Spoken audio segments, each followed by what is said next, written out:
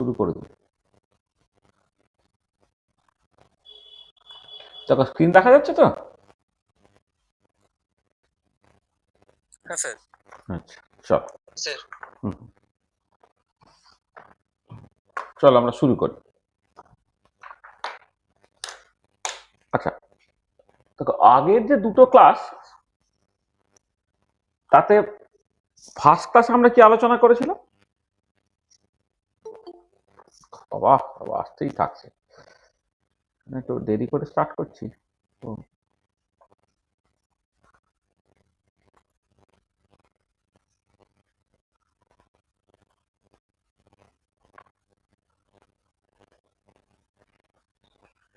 একদিন দাও।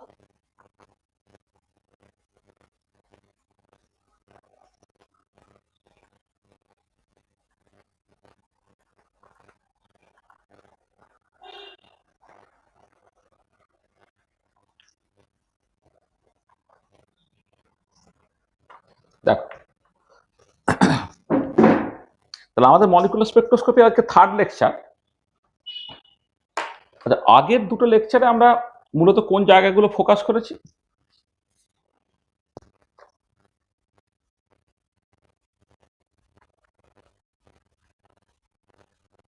What we have discussed in the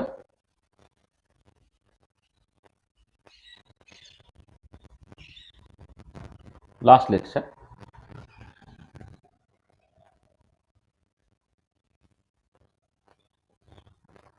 দেখো আমরা যেগুলো আলোচনা করেছিলাম প্রথমে একটা বেসিক ইন্ট্রোডাকশন তো দিয়েছিলাম ফার্স্ট লেকচারে।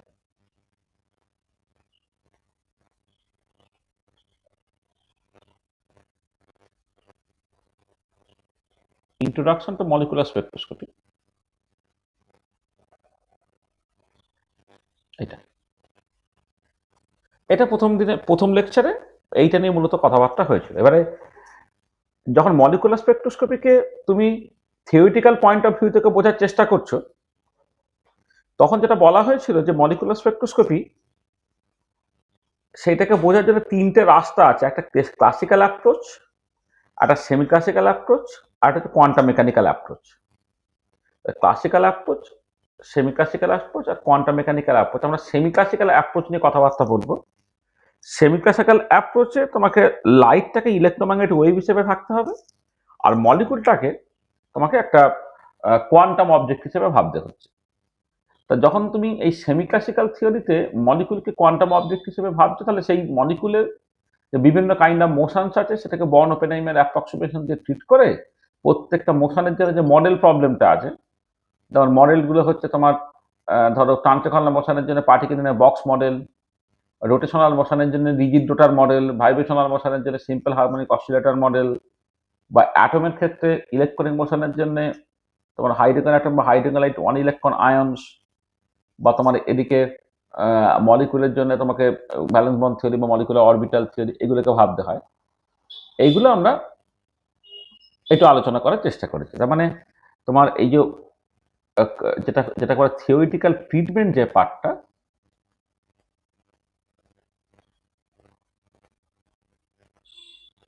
থিওরিটিক্যাল ট্রিটমেন্ট, সেখানের মধ্যে যে সেমি ক্লাসিক্যাল অ্যাপ্রোচ, যেটা সেমি ক্লাসিক্যাল ট্রিটমেন্ট বা সেমি ক্লাসিক্যাল অ্যাপ্রোচ, যেটা সেই সেমি ক্লাসিক্যাল ট্রিটমেন্টটা, এইটা নিয়ে আমরা মূলত কথাবার্তা বলছিলাম। আর এই সেমি ক্লাসিক্যাল ট্রিটমেন্টে তোমার যেটা করতে হচ্ছে যে মলিকুল ইজ ট্রিটেড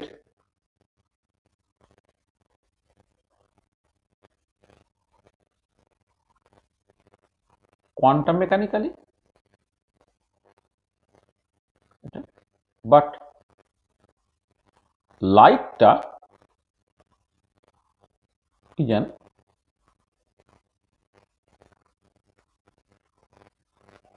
লাইটটা কিন্তু একটা ইলেকট্রোম্যাগনেটিক রেডিয়েশন। তাহলে সেই জন্য আমাকে যেটা করতে হয়েছিল, তোমাকে quantum mechanical treatment of molecule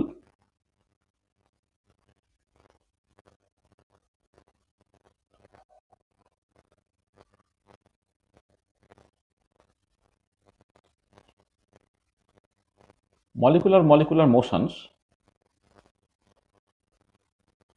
এটাকে দেখেছিল, যদিও এটা কোয়ান্টাম মেকানিক্সের পার্ট, কিন্তু আমরা একটু জাস্ট ওভারভিউ দিয়ে দিয়েছিলাম যে বর্ডোপেনেমের অ্যাপ্রক্সিমেশনে মলিকুলের কি টাইপের মোশনসগুলো আছে, আর আন্ডার বিও অ্যাপ্রক্সিমেশন সে মোশনগুলো ইন্ডিপেন্ডেন্ট ইচ আদার ধরে নেওয়া হচ্ছে।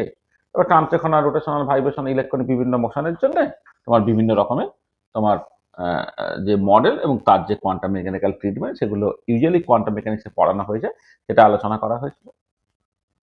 আচ্ছা, আর মলিকুলের সঙ্গে মানে molecular spectroscopy deals with interactions of molecule with light. মলিকুলকে যেমন তুমি বুঝছো, লাইটকেও বুঝতে হবে।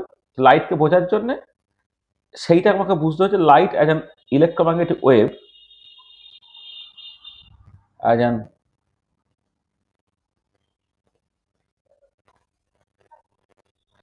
বা electromagnetic radiation, light as an electromagnetic radiation, সেইটা নিয়ে আমাকে ডিটেল ট্রিটমেন্ট করতে হয়েছিল।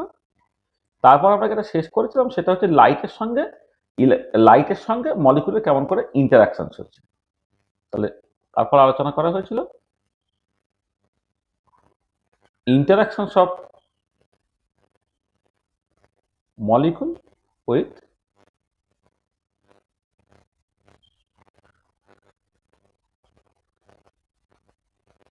Electromagnetic radiation. হ্যাঁ, তার যে মেকানিজমটা, যে ক্লাসিক্যাল ট্রিটমেন্ট, যেটা ক্লাসিক্যাল ট্রিটমেন্টটা আমরা আলোচনা করেছিলাম। একটু আসছে, একটু জয়েন করিয়ে নেব।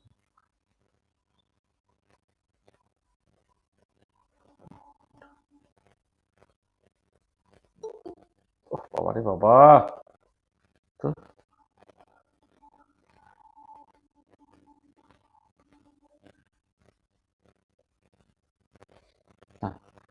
তার interaction of molecule with electromagnetic radiation, তার যে মেকানিজমটা, উফ,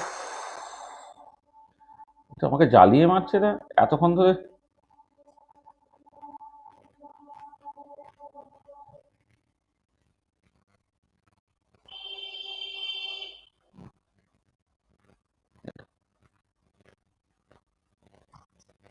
এইগুলো হচ্ছে আমরা আগের দিনে আলোচনা করেছি। আচ্ছা, আজকে আমি আলোচনা কি করতে চাইছি, আজকে এই যে আলোচনাটাকে করতে চাইছি সেটা হচ্ছে, আমরা ইন্ট্রোডাকশনে একটুখানি বলেছিলাম যে যখন আমি একটা টিপিক্যাল স্পেকট্রা দেখি, একটা স্পেকট্রা দেখবে নর্মাল ছবি হচ্ছে এরকম দেখতে, এটা আমি একটা অ্যাবজর্পশন স্পেকট্রা, সরি এটা একটা এমিশন স্পেকট্রা, এটা একটা এমিশন স্পেকট্রা আমি দেখছি। এমিশন স্পেকট্রাতে ইন্টেন্সিটিটা তোমার এই যে উপরে আছে আর কি, এটা তার মতো করে একটা ছবি দেখতে পাচ্ছ। তাহলে এই একটা টিপিক্যাল স্পেকট্রার ছবি যখন তুমি দেখো, সেই ছবিতে কোন কোন জিনিসগুলো নিয়ে আমি একটু ইন্টারেস্টেড, সেইটা আমরা ইন্ট্রোডাক্টরি ক্লাসে একটুখানি বলেছিলাম, সেইটা নিয়ে আমাদের আলোচনা এবং সেইগুলো একটুখানি ঠিকঠাক করে বুঝতে হবে। সেটাই আমি এখানে লিখছি যে general characteristic of Spectra and it's explanation.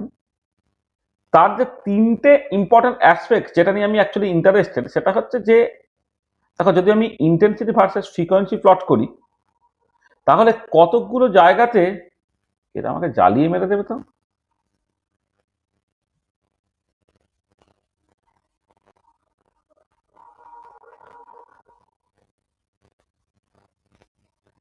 মানে কতকগুলো জায়গাতে তুমি দেখতে পাচ্ছ ইন্টেন্সিটিটা মানে হাইটটা বেশি আর কি, এগুলোকে পিক বলা হচ্ছে।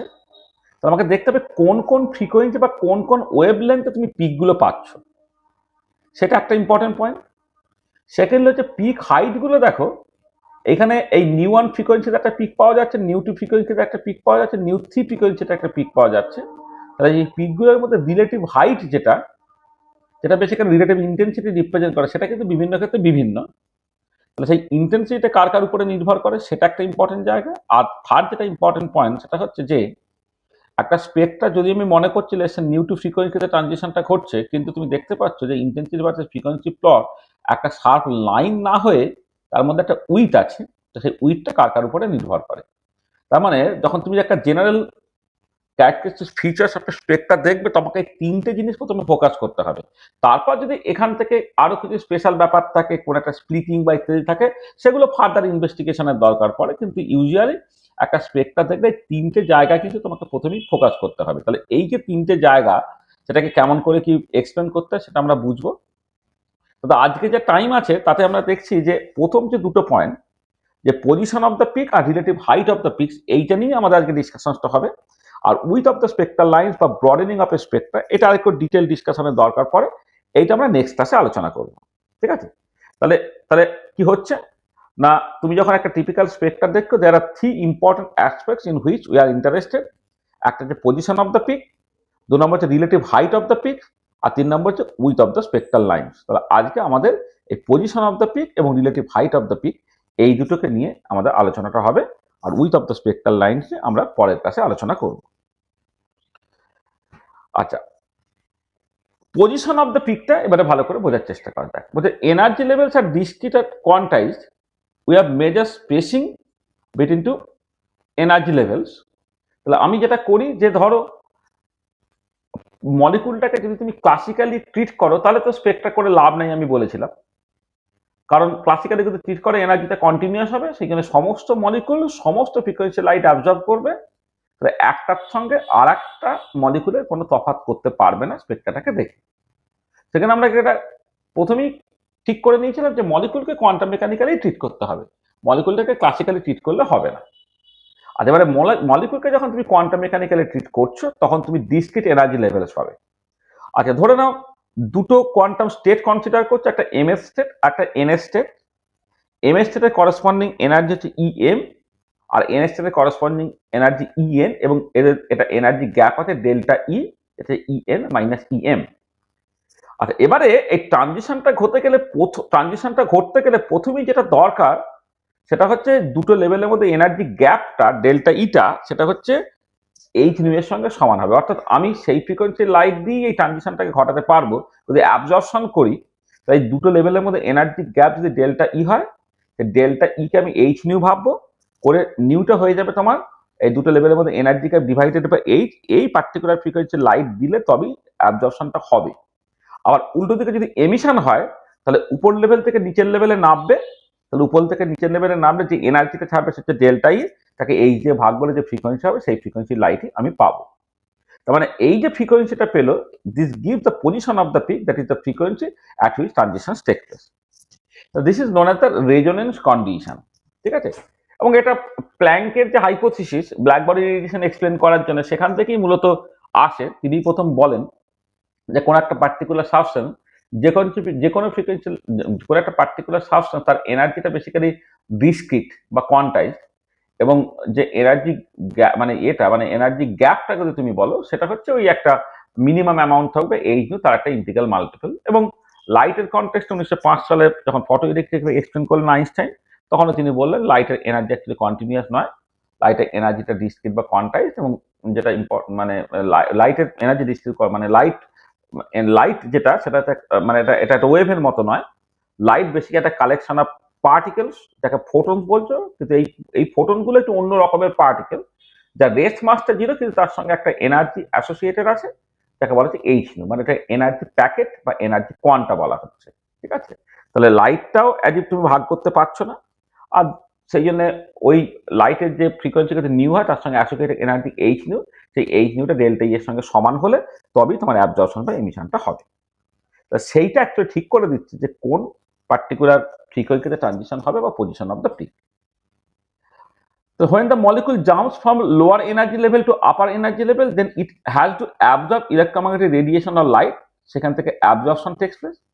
আর when the molecule jumps from higher energy level to lower energy level, then it has to emit radiation, সেখান থেকে emission takes place.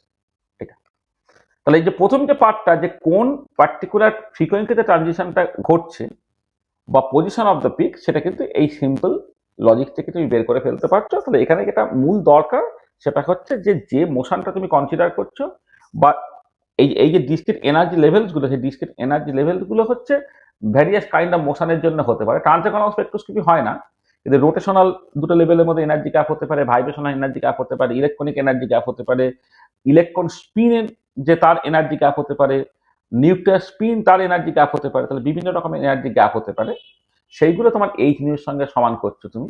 হ্যাঁ, তাহলে এই যে মানে মলিকুলকে কোয়ান্টাম মেকানিক্যালি ট্রিট করা এবং তার যে বিভিন্ন রকমের মোশনগুলো, যেটাকে কোয়ান্টাম মেকানিক্যালি ট্রিট করাটা কিন্তু এসেনশিয়াল জায়গা এই পার্টিকুলার অ্যাসপেক্টটাকে বোঝার জন্য।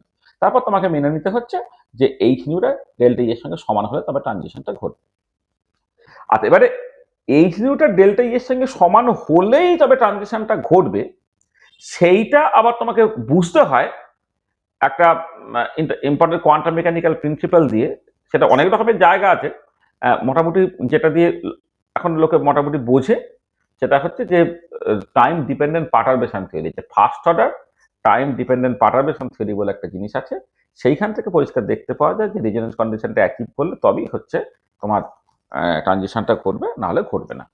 সেই যে quantum mechanical treatment time dependent perturbation থিওরিকে কাজে লাগিয়ে, সেটা বিএসসির কনটেক্সটে একটুখানি কমপ্লিকেটেড, সেগুলো এমএসসির জন্য আমি আলাদা একটা লেকচারে ওই time dependent perturbation theory related জায়গাটা আমি একটুখানি বলে দেবো এখন। আচ্ছা, নেক্সট যে জিনিসটা দরকার, দেখো আমি কি বলেছিলাম তিনটে অ্যাসপেক্টের মধ্যে একটা হচ্ছে পজিশন অফ দ্য পিক, তার মানে the frequency at which transition take place. Second যে পার্টটা হচ্ছে relative height of the peak, এই relative height of the peak এইটা নিয়ে অনেকটা ডিটেল ডিসকাশনের দরকার আছে, সেইটা এবার আমরা আসি।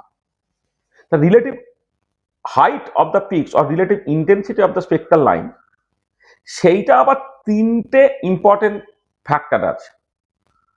একটা হচ্ছে concentration and path length of the colour or light absorbing species, যেটা তোমাকে বুঝতে হবে ল্যাম্বার্ট বিয়াস ল এর থ্রু দিয়ে। সেকেন্ডলি যেটা দরকার হচ্ছে relative population of the energy level from which transition take place, সেটাকে বুঝতে হবে বোলম্যান ডিস্ট্রিবিউশন ল এর থ্রু দিয়ে। আর একটা relative probability of transition from one quantum state to another, সেটাকে বুঝতে হয় ফেরমি গোল্ডেন রুলের থ্রু দিয়ে। তাহলে আবার রিলেটিভ ইন্টেন্সিটি বা relative height of the peaks, সেটা আবার তিনটে ফ্যাক্টরের উপরে নির্ভর করছে। একটা হচ্ছে কনসেন্ট্রেশন অ্যান্ড পাথ লেন্থ,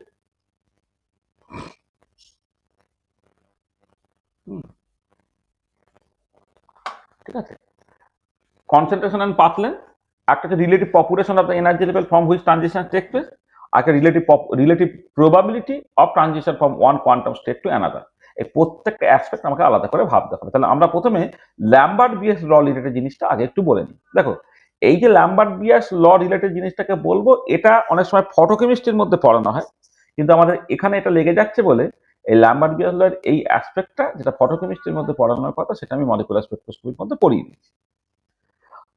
আচ্ছা, ধরো ল্যাম্বার্ট বিয়াস লটাকে বোঝার জন্য তোমাকে একটা কিউবেট নেওয়া হচ্ছে, যেখানে একটা homogeneous solution of a colour absorbing species সেটা নিতে হচ্ছে, যার কনসেন্ট্রেশনটা হচ্ছে সি, আর এই যে কিউবের যেটা তার যে উইথটা, সেই উইথটা ধরে নাও তোমার এল, ঠিক আছে। আচ্ছা, এবারে ল্যাম্বার্টস ল কি, আচ্ছা যেখানে এখানে ইনিশিয়াল মানে ইনসিডেন্ট লাইটের ইন্টেন্সিটি I0, তার মধ্যে কিছুটা পোর্শন অ্যাবজর্ব হয়ে গেল, কিছুটা পোর্শন ট্রান্সমিট করে যাচ্ছে, যে পার্টটা ট্রান্সমিট করে গেছে তার ইন্টেন্সিটি I। I0টা হচ্ছে intensity of the incident light, I হচ্ছে intensity of the transmitted light.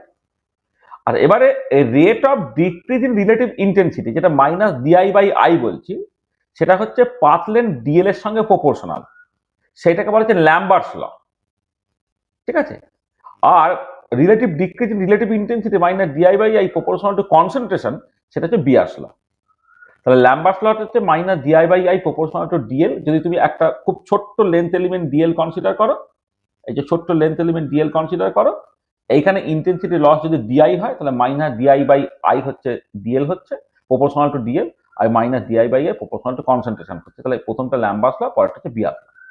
আচ্ছা, ল্যাম্বার্টস ল এর ক্ষেত্রে একটা ইম্পর্টেন্ট পয়েন্ট, যে যদিও আমরা যে ধরনের সাবস্টেন্সগুলোকে কনসিডার করবো সেটা হচ্ছে homogeneous solution of a colour absorbing species, potassium ডাইক্রোমেটের সলিউশন ব্যবহার করি, পটাশিয়াম পারম্যাঙ্গানেটের সলিউশন ব্যবহার করি, হ্যাঁ।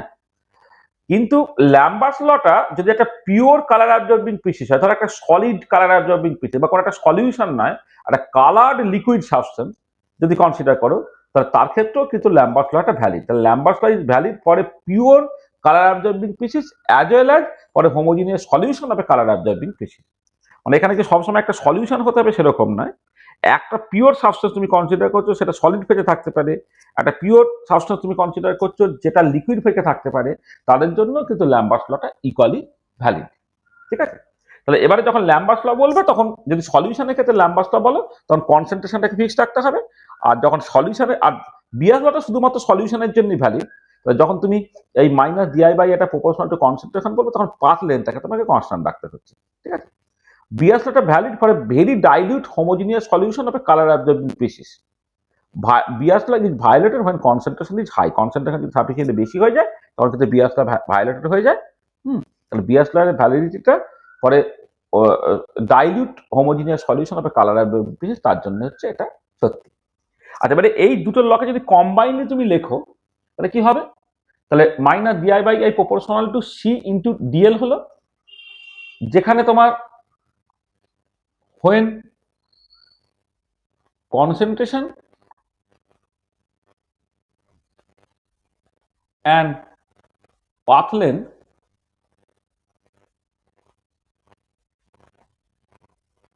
when both concentration and path length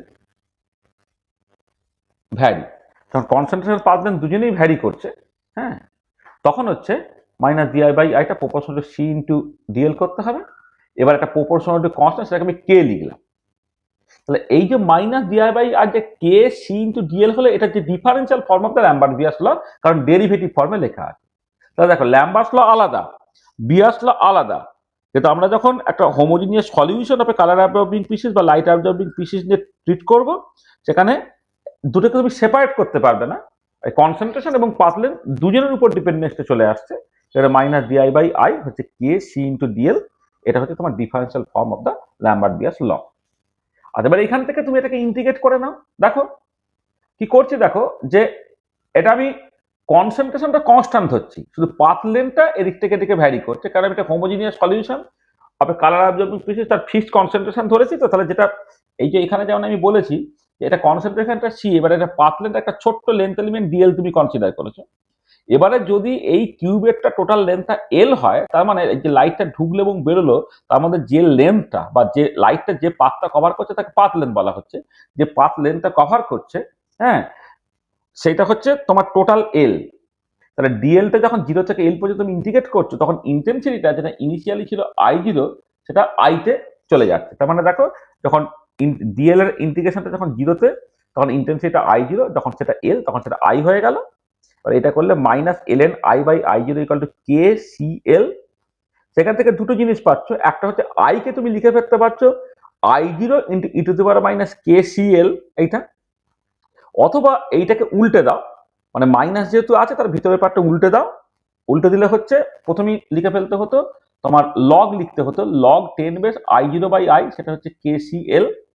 তাহলে log 10 base I0 by I সেটা হয়ে যেতে কে বাই, মানে এটা মানে এমনি এইখানে এইখান থেকে তোমার এলএন ফর্মে লিখলে এলএন I0 বাই আই,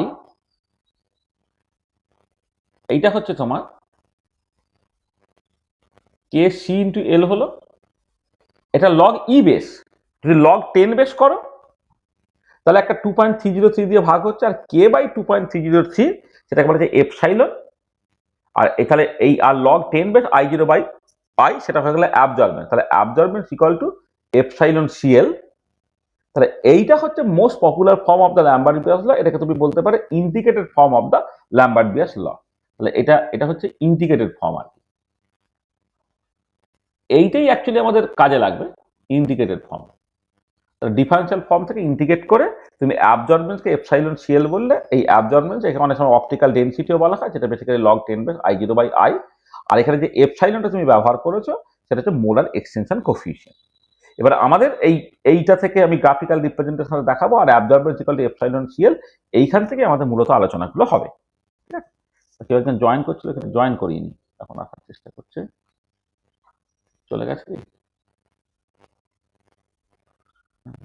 আসছিল।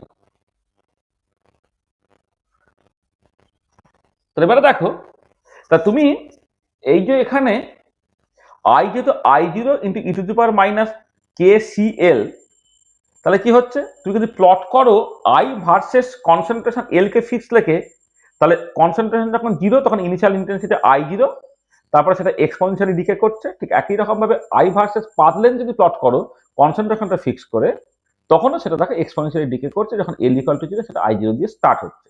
তাহলে আমি ল্যাম্বার্ট বিয়াস ল এর যখন মানে যে প্লট অনেক রকমের হয়, তাহলে প্রথম যে প্লটটা সেটা হচ্ছে ইন্টেন্সিটি ভার্সেস কনসেন্ট্রেশন প্লট, সেটা এক্সপোনেনশিয়ালি ডিকেইং প্লট। ঠিক আছে, এটা এক্সপোনেনশিয়ালি ডিকেইং প্লট হচ্ছে তোমার এইটা।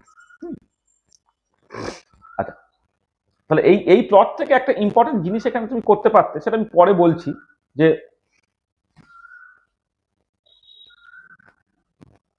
ঠিক আছে, এটা পরে দেখা যাচ্ছে এটা। আচ্ছা, তারপরে দেখো এই যে যখন লাইট পাস করছিল তখন শুরুতে ইন্টেন্সিটি ছিল I0, কিছুটা পোর্শন অ্যাবজর্ব হয়ে গেল, যে লাইটটা বেরিয়ে গেছে তার ইন্টেন্সিটি হচ্ছে I, তাহলে আইটা সবসময় I0 থেকে কম হবে, তাহলে I/I0 এই পোর্শনটাকে বলা, এই রেশিওটাকে বলা হবে ট্রান্সমিটেন্স। ট্রান্সমিটেন্স বাই ডেফিনেশন কি হচ্ছে I/I0, তাহলে ratio of intensity of transmitted light to the incident light, এইটা হচ্ছে তোমার ট্রান্সমিটেন্স। আচ্ছা, ট্রান্সমিটেন্স সাডেনলি একটা ফ্র্যাকশন বলে তাকে 100 দিয়ে গুণ করে পার্সেন্ট ট্রান্সমিটেন্স বের করে নেওয়া হয়। পার্সেন্ট ট্রান্সমিটেন্সটা হচ্ছে I/I0 ইন্টু 100, পার্সেন্ট ট্রান্সমিটেন্স হলো। আর ট্রান্সমিটেন্স যদি দুটো ইন্টেন্সিটি রেশিও, ইন্টেন্সিটি যদি ইউনিট থাকে কিন্তু ট্রান্সমিটার যদি ইন্টেন্সিটি রেশিও, যেমন ট্রান্সমিটার যদি ইউনিটলেস অর ডাইমেনশনলেস কোয়ান্টিটি। ঠিক আছে, ট্রান্সমিটার একটা ইউনিটলেস অর ডাইমেনশনলেস কোয়ান্টিটি। আচ্ছা, একটা ইম্পর্টেন্ট পয়েন্ট দেখো, যে ধরো তুমি এই কতগুলো ফিক্সড পাথ লেন্থ ফিক্সড করে দিয়েছো, মানে ধরো টোটাল যদি পাথ লেন্থটা 10 সেন্টিমিটার হয়, তুমি 1 সেন্টিমিটার 1 সেন্টিমিটার 1 সেন্টিমিটার করে ধরো তুমি ভেঙে ভেঙে নিয়েছো। তাহলে এবারে শুরুতে ইন্টেন্সিটি I0, এ কিছুটা অ্যাবজর্ব করলো, এখান থেকে যেটা বেরোচ্ছে সেটা হচ্ছে I1 ধরো। এখন এই পরের যে ব্লকটা আছে, পরের ব্লকটার জন্য I1 হলো ইনসিডেন্ট লাইটের ইন্টেন্সিটি, ট্রান্সমিটেড লাইটের ইন্টেন্সিটি I2 হয়ে গেল।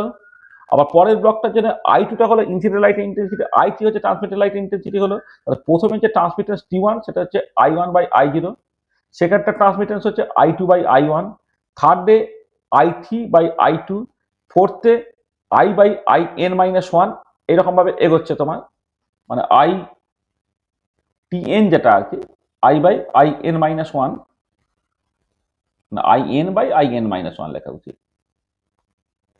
IN/IN-1। আর এবারে দেখো তুমি যদি ট্রান্সমিটার গুলো গুণ করো তাহলে আলটিমেটলি কি দাঁড়াচ্ছে I/I0 দাঁড়াচ্ছে।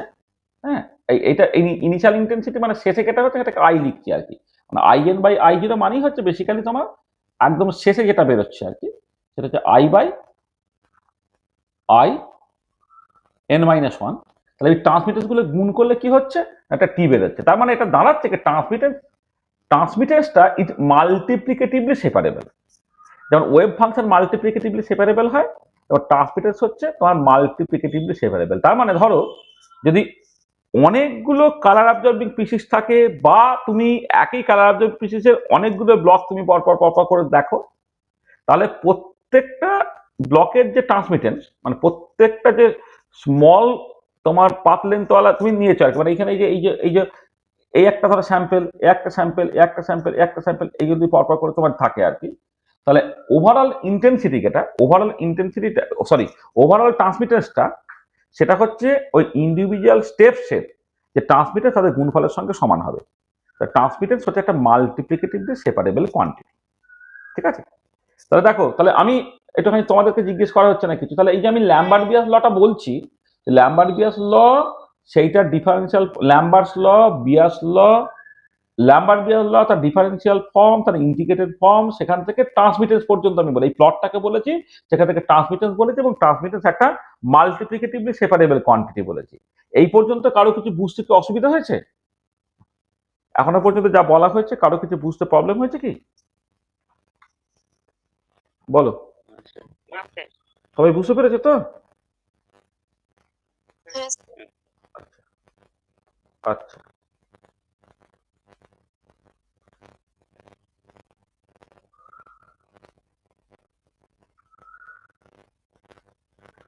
আচ্ছা, এবারে যেটা অ্যাবজর্বেন্স অপটিক্যাল ডেন্সিটি আমি অলরেডি ডিফাইন করেছি, A = log 10/I0/I, যেখানে I0 and I are the intensity of incident light and transmitted light respectively। আচ্ছা, ট্রান্সমিটেন্স হচ্ছে, আরেকটা কিন্তু বলে নেওয়া, সেটা হচ্ছে যে I0/I দুটো এক ইন্টেন্সিটি রিপ্রেজেন্ট করে বলে তাদের রেশিওটা হচ্ছে সবসময় ইউনিটলেস নাম্বার হয়, লগের আর্গুমেন্ট সবসময় ইউনিটলেস নাম্বারই হয়। মোরওভার এটা কিন্তু লগারিদমিক কোয়ান্টিটি, তাহলে অ্যাবজর্বেন্স বা অপটিক্যাল ডেনসিটি কোনো ইউনিট থাকবে না, তাহলে অ্যাবজর্বেন্স একটা ইউনিটলেস বা ডাইমেনশনলেস কোয়ান্টিটি। আর এবারে দেখো যেহেতু ট্রান্সমিটেন্সটা I/I0, তা তুমি যদি এখানে এই I0/I টা তাহলে মানে এখানে তাকে উল্টে দিতে হবে আর কি, তাহলে I/I0 যদি করো তাহলে এখানে মাইনাস দিয়ে দিতে হবে না, তাহলে এটা যদি log 10/I0/I, তুমি এটাকে লিখতে পারো মাইনাস log 10/I/I0, আর I/I0 যদি ট্রান্সমিটার তাহলে অ্যাবজর্বেন্স হচ্ছে মাইনাস log 10t, তাহলে অ্যাবজর্বেন্স হচ্ছে মাইনাস log 10/t। আর এবারে যেহেতু ট্রান্সমিটেন্সটা মূলত পার্সেন্ট ট্রান্সমিটেন্সে এক্সপ্রেস করা হয়, পার্সেন্ট ট্রান্সমিটেন্স করলে I/I0 ইন্টু 100, তাহলে এখান থেকে I0/I কি লিখতে পারছো তুমি 100/% ট্রান্সমিটেন্স, তাহলে অ্যাবজর্বেন্সের ফর্মুলা যদি বসাও, absorbance equal two log 10 base I0/I, I0/I হচ্ছে 100/% ট্রান্সমিটেন্স, সেটা হয়ে গেল 2 মাইনাস log t, অর্থাৎ অ্যাবজর্বেন্স হচ্ছে 2 minus log 10 base percent ট্রান্সমিটেন্স।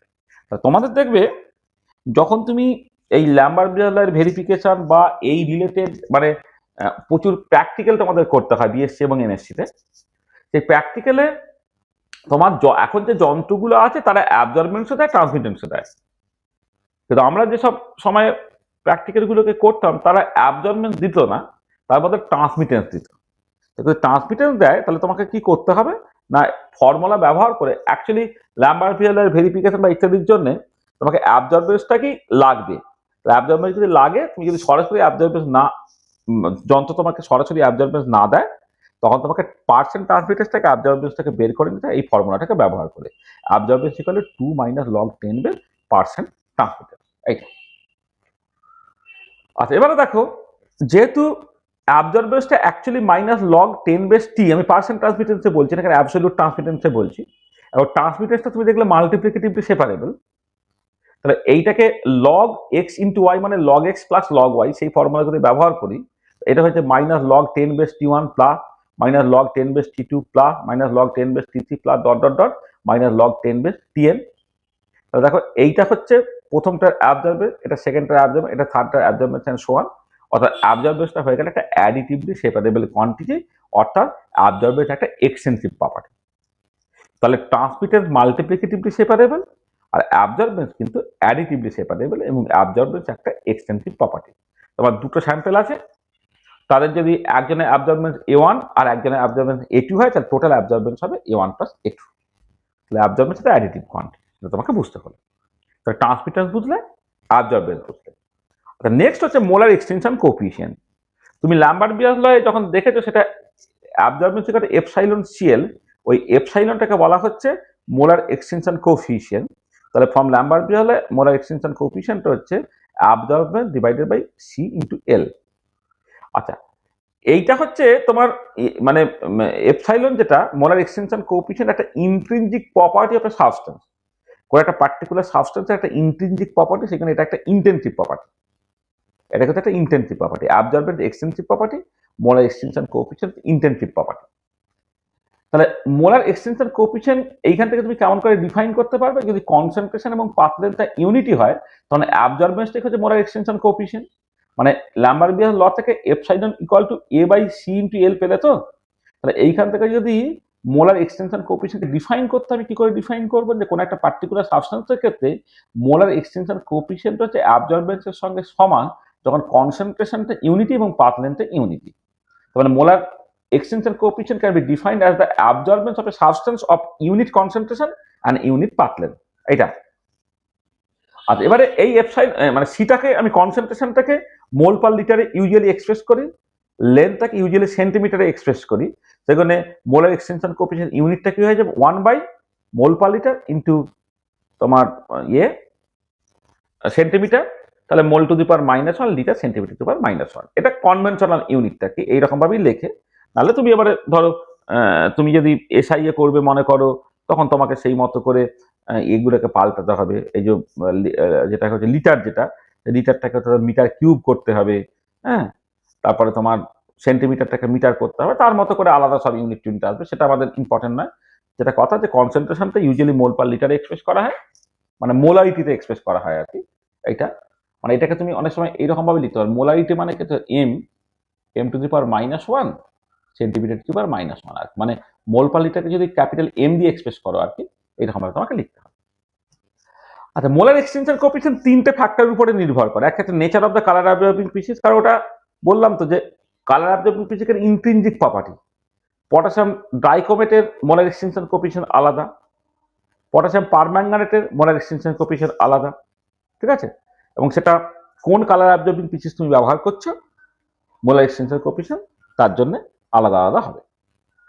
Temperature উপর নির্ভর করে মোলার এক্সটেনশন কোএফিসিয়েন্ট, আর ওয়েভলেন্থ আর frequency of incident electromagnetic radiation তার উপরে নির্ভর করে। তিনটে ফ্যাক্টরের উপরে তোমার মোলার এক্সটেনশন কোএফিসিয়েন্টটা নির্ভর করে। আচ্ছা, এবারে এই যে ওয়েভলেন্থ বা ফ্রিকোয়েন্সি তার উপরে যে মোলার এক্সটেনশন কোএফিসিয়েন্টটা নির্ভর করে সেটা বোঝার জন্য আমি তারা কনসেন্ট্রেশন পাথ লেন্থ ফিক্সড করে অ্যাবজর্বেন্ট ভার্সেস ওয়েভলেন্থ প্লট করতে পারি, অথবা just simply molar extension coefficient plot করতে পারি। প্লট করলে একটা ছবির নেচার হচ্ছে এরকম দেখতে হচ্ছে। আচ্ছা, এই ছবি থেকে কি বুঝতে পারছো? বুঝতে পারছো যে ওয়েভলেন্থের একটা স্পেসিফিক ভ্যালু হলে অ্যাবজর্বেন্ট বা মোলার এক্সটেনশন কোএফিসিয়েন্টটা ম্যাক্সিমাম হয়, ঠিক আছে? তাকে বলা হচ্ছে ল্যামডা ম্যাক্স। তাহলে এমনিতে রেজোনেন্স কন্ডিশনটা অ্যাচিভ করে বলে দুটো লেভেলের মধ্যে energy cup exactly H new বা এইচ সি বাই লম্ডা হলে তবে ট্রানজিশনটা ঘটবে। কিন্তু বিভিন্ন কারণে দেখবে যে দুটো লেভেলের মধ্যে এনার্জি গ্যাপগুলো ফিক্সড নয়। ফিক্সড না হওয়ার জন্য it is not a single frequency or it is not a single wavelength but a range of wavelength at which transition may take place. তো তার মধ্যে একটা পার্টিকুলার ওয়েভলেন্থ পাবে যে ওয়েভলেন্থে কিন্তু তোমার অ্যাবজর্বেন্স বা মোলার এক্সটেনশন কোএফিসিয়েন্টটা ম্যাক্সিমাম হবে, ঠিক আছে? তাকে বলা হচ্ছে lambda max. So there is a wavelength at which molar extension coefficient of a particular color absorbing species is maximum. This is called lambda max. Right? এবারে যখন এই টাইটেশন মানে এই এক্সপেরিমেন্টগুলোকে করতে হয় তখন যেটা মূল কালার অ্যাবজর্বিং স্পিসিস, সেই কালার অ্যাবজর্বিং স্পিসিসের যে ল্যামডা ম্যাক্স, সেই ল্যামডা ম্যাক্সে যন্ত্রটাকে সেট করে তার মতো করে তোমাকে মানে সেইখান থেকে তোমাকে ওই অ্যাবজর্বেন্স বা ট্রান্সমিটেন্সগুলোকে দেখতে হয়। এটা খুব ইম্পর্টেন্ট ল্যামডা ম্যাক্স। এখানে আমার সব প্র্যাকটিক্যালি কন্টেন্ট এটা করে চয়েস অফ প্রপার ফিল্টার। ফিল্টারটা এমনভাবে চুজ করবে যাতে করে সেই ল্যামডা ম্যাক্স যেটা সেই ওয়েভলেন্থের লাইট সে পাস করে। আর এমনি স্পেকট্রোফটোমিটারে তোমার এক্সাক্ট যে ওয়েভলেন্থ সেটা সেট করা যায়। তাহলে এক্সাক্ট ওয়েভলেন্থ যদি সেট করতে পারো তাহলে তো মিটেই গেল। তুমি তো মানে এক্স্যাক্টলি ল্যামডা ম্যাক্সে তুমি ওটাকে সেট করে সেখান থেকে তুমি অ্যাবজর্বেন্স বা ট্রান্সমিটেন্স বা অপটিক্যাল ডেন্সিটি তুমি মাপবে। আচ্ছা, এবারে দেখো এই যে অ্যাবজর্বেন্স যেহেতু এপসাইলন সিএল, তুমি যদি অ্যাবজর্বেন্স ভার্সেস কনসেন্ট্রেশন প্লট করো তাহলে কি হবে? একটা স্ট্রেট লাইন হবে পাসিং টু দ্য অরিজিন। তাহলে এটা মানে তোমার এটা হচ্ছে মানে অ্যাবজর্বেন্স ভার্সেস কনসেন্ট্রেশন প্লট করলে যদি ল্যাম্বার্ট-বিয়াস লটা ভ্যালিড হয় তাহলে তুমি একটা স্ট্রেট লাইন পাবে পাসিং টু দ্য অরিজিন। তাহলে এই যে যদি এরকম সত্যি সত্যি হয় অ্যাবজর্বেন্স ভার্সেস কনসেন্ট্রেশনটা সত্যি সত্যি একটা স্ট্রেট লাইন হচ্ছে পাসিং টু দ্য অরিজিন, তাহলে তুমি সেটা বলবে কি যে ল্যাম্বার্ট-বিয়াস ল অ্যাজ ইফ ভ্যালিড হচ্ছে। মানে if absorbance versus concentration plot is a straight line passing to the origin, then we say that Lambert-Beas law or more precisely Beas law is verified. মানে Beas lawটা correct বা Lambert-Beas lawটা correct সেটা বোঝার রাস্তাটা কি? Absorber versus concentration plot করে একটা straight line হবে passing to the origin. আচ্ছা, এবারে এই যে প্লটটা হলো এই প্লটটাকে বলে ক্যালিব্রেশন কার্ভ। এই যে কার্ভটা সেই কার্ভটাকে বলে ক্যালিব্রেশন কার্ভ। ক্যালিব্রেশন কার্ভ থেকে তুমি মোলার এক্সটেনশন কোএফিসিয়েন্টটা বের করে ফেলতে পারছো কেমন করে? কারণ এই যে যেহেতু স্ট্রেট লাইন তার স্লোপটা কি পাচ্ছ, যদি absorbance equal to epsilon CL হয় তার মানে পরিষ্কার স্লোপটা হচ্ছে এপসাইলন ইনটু এল। স্লোপ যদি এপসাইলন ইনটু এল হয় তাহলে মোলার এক্সটেনশন কোএফিসিয়েন্ট তুমি বের করতে পারছো স্লোপ বাই এল করে। তাহলে আমাকে কি করতে হচ্ছে দেখো, we have to consider a homogeneous solution of a particular sample of several different concentrations. তো পটাশিয়াম ডাইক্রোমেট হলে পটাশিয়াম ডাইক্রোমেট, পটাশিয়াম পারম্যাঙ্গানেট হলে পটাশিয়াম পারম্যাঙ্গানেট তুমি নেবে, কতগুলো ডিফারেন্ট কনসেন্ট্রেশনের সলিউশন তুমি বানাবে, তার অ্যাবজর্বেন্স গুলোকে মাপবে ওই তাদের ল্যামডা ম্যাক্সে করে কতগুলো কনসেন্ট্রেশন পেয়ে গেছি, কতগুলো অ্যাবজর্বেন্স পেয়ে গেছি, সেইখান থেকে তুমি বেসিক্যালি এই ক্যালিব্রেশন কার্ভটাকে তৈরি করে ফেলতে পারছো। আচ্ছা, আর এইখান থেকে আরেকটা ইম্পর্টেন্ট জিনিস বের করতে হয়, সেটা হচ্ছে concentration of the unknown solution.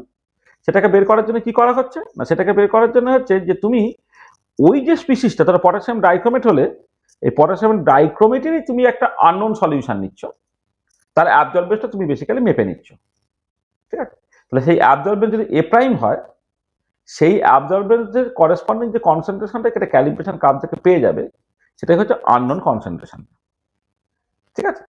তাহলে তাহলে এই এক্সপেরিমেন্টটাকে করে তুমি দুটো কাজ করতে পারছো। একটা হচ্ছে যে ল্যাম্বার্ট-বিয়াস লটা ভেরিফাইড করছে সেটা দেখাতে পারছো, সেকেন্ডলি হচ্ছে মোলার এক্সটেনশন কোফিশিয়েন্টটাকে বের করতে পারছো। এই দুটো।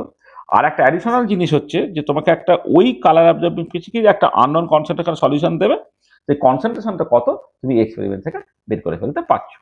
ঠিক আছে? আচ্ছা, এবারে এইখানে তোমার ল্যাবরেটরিতে যখন তুমি থাকো তোমাকে দুটো প্র্যাকটিক্যাল করতে হয়, মানে এটা একটা প্র্যাকটিক্যাল তোমাদের আছে, সেটা আমি একটুখানি এখানে বলে নিই, যেটা সবাই যদি থাকবে।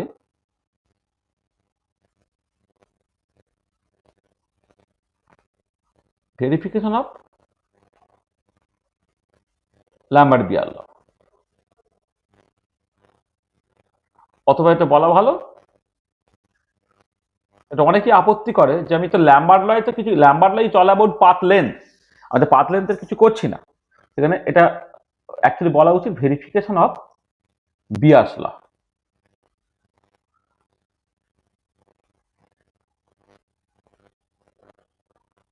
আচ্ছা, আর ইউজুয়ালি আমাদেরকে এটা করতে হয়, একটা হচ্ছে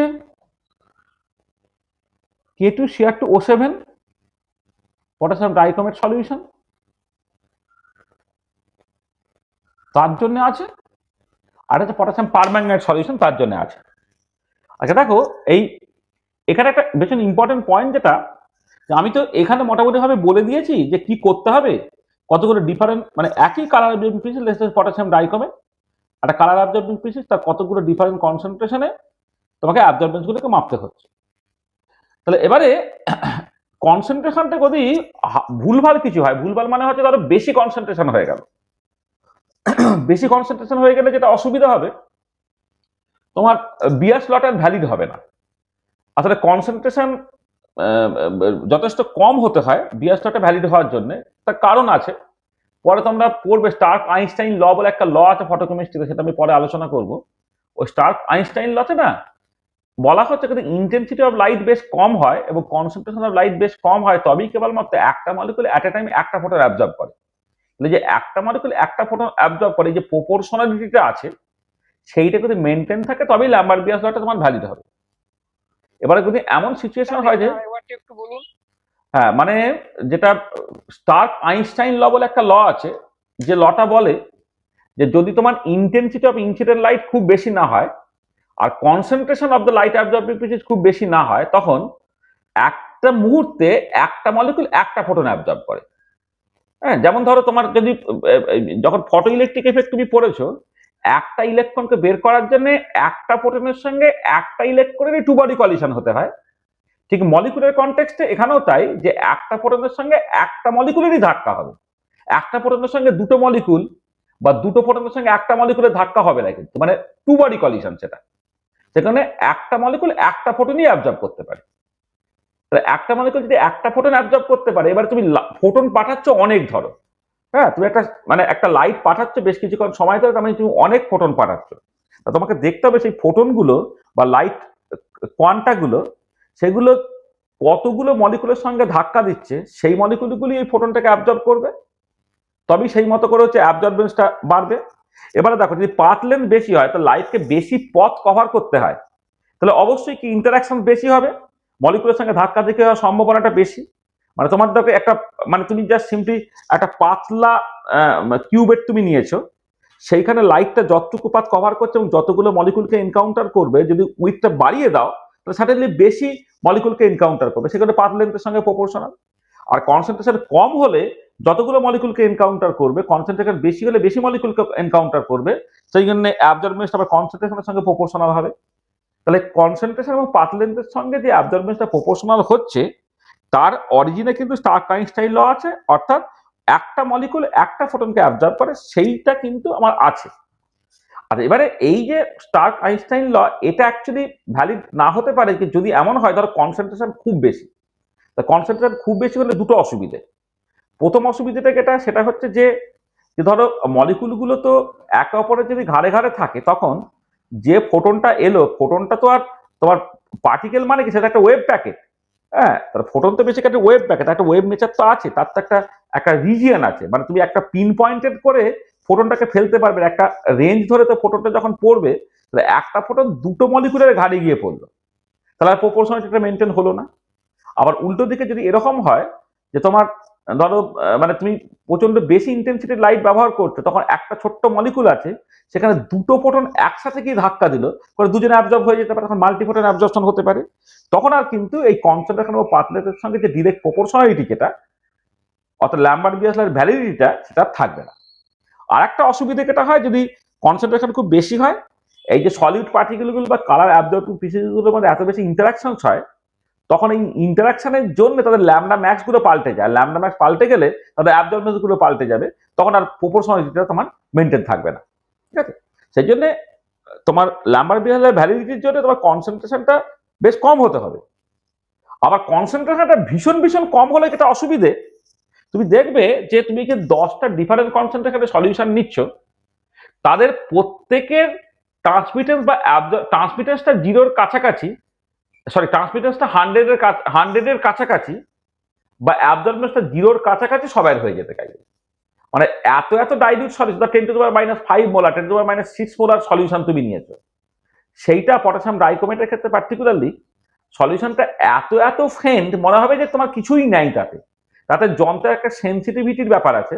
যন্ত্র কি হবে, ওইটাকে সেন্স করতে পারবে না। জাস্ট নর্মালি জল বা যদি ওয়ান নর্মাল সালফিউরিক অ্যাসিডের সলিউশনটাকে বানাও, তার যেহেতু ট্রান্সমিটেন্সটা হচ্ছে 100%, তাহলে ওই সলিউশনটা সবাই প্রায় 100% দেখাবে। তখন তো আবার তুমি এই যে ডিফারেন্ট কনসেন্ট্রেশন অ্যাবজর্বেন্স যে ডিফারেন্ট হবে সেটা তুমি আবার পাবে না। সেই জন্য এই তোমাকে এই কনসেন্ট্রেশন চুজ করাটা হচ্ছে খুব ইম্পর্টেন্ট। এবারে আমরা এক্সপেরিমেন্ট করে যেটা দেখেছি সেটা হচ্ছে, তুমি একটা স্টক সলিউশন বানাও। স্টক সলিউশনটা হচ্ছে তোমার একটা 10⁻³ মোলার স্টক সলিউশন বানাও in water or 1 normal sulphuric acid. আচ্ছা, এখানে একটা ব্যাপার আছে যে জলেতে ডিজলভ করলেও চলে, আবার 1 নর্মাল সালফিউরিক অ্যাসিডে ডিজলভ করলেও চলে। আচ্ছা, তোমরা জানো মনে হয় যে পটাশিয়াম ডাইক্রোমেট মানে Cr2O7 2- আর CrO4 2-, হ্যাঁ, তাহলে একটা ডাইমার একটা হচ্ছে মনোমার। যদি 1 নর্মাল সালফিউরিক অ্যাসিড মিডিয়ামে করে তাহলে ডাইক্রোমেটটা ডাইক্রোমেট ফর্মেই থাকবে, আর অ্যাকোয়াস মিডিয়ামে হলে ক্রোমেট একটা ইকুইলিব্রিয়াম চলে, একটা ক্রোমেটের দিকে চলে যাওয়ার চেষ্টা করে। সেখানে তুমি ডাইক্রোমেটের মোলার এক্সচেঞ্জ কোএফিশিয়েন্ট বের করতে চাইছো না ক্রোমেটের, তার উপরে নির্ভর করে তুমি জল বা 1 নর্মাল সালফিউরিক অ্যাসিডটা ব্যবহার করবে। দেখবে অনেক বইয়ে ইনস্ট্রাকশনে 1 নর্মাল সালফিউরিক অ্যাসিড দেওয়া আছে, অনেক বই ইনস্ট্রাকশনে জল দেওয়া আছে। হ্যাঁ, সেটা জাস্ট নির্ভর করছে জলে করলে তুমি বেসিক্যালি যেটা করছো CrO4 2- তার জন্য করছো, আর সালফিউরিক অ্যাসিড মিডিয়ামে করলে Cr2O7 2- তার জন্য করছো। তাতে তোমার এক্সপেরিমেন্টের রেসিপি কিছু পাল্টাবে না, কিন্তু মোলার এক্সটেনশন কোএফিশিয়েন্ট গুলো দুজনের ক্ষেত্রে একটু আলাদা বেরোবে। এটা তোমার যেটা খুশি তুমি করলে। স্টক সলিউশনটা নাও 10⁻³ মোলার। আর এবারে তুমি 10টা টেস্ট টিউব নাও।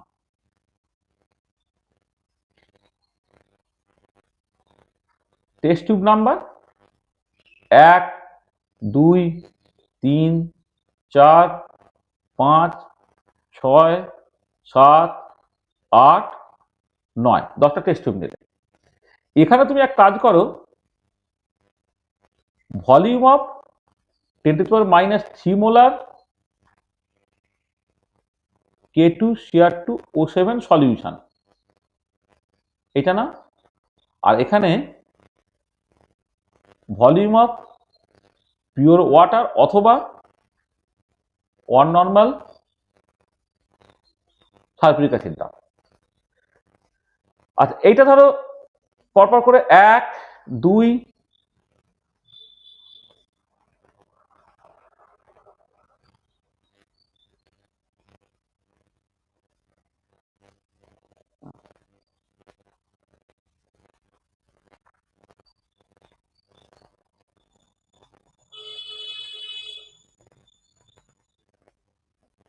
আর এবারে যে কনসেন্ট্রেশন ইন মোলারিটি কি হচ্ছে দেখো।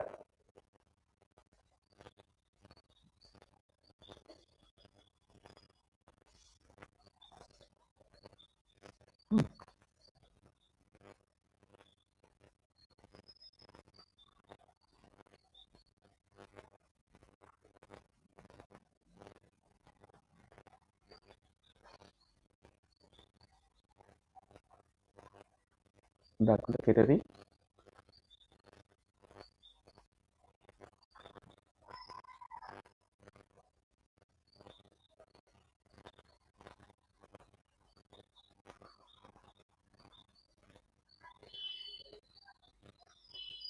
দেখো তুই ডাইকোমেটের হচ্ছে 1 ml 2 ml 3 ml 4 ml 5 ml 6 ml 7 ml 8 ml 9 ml দিচ্ছ।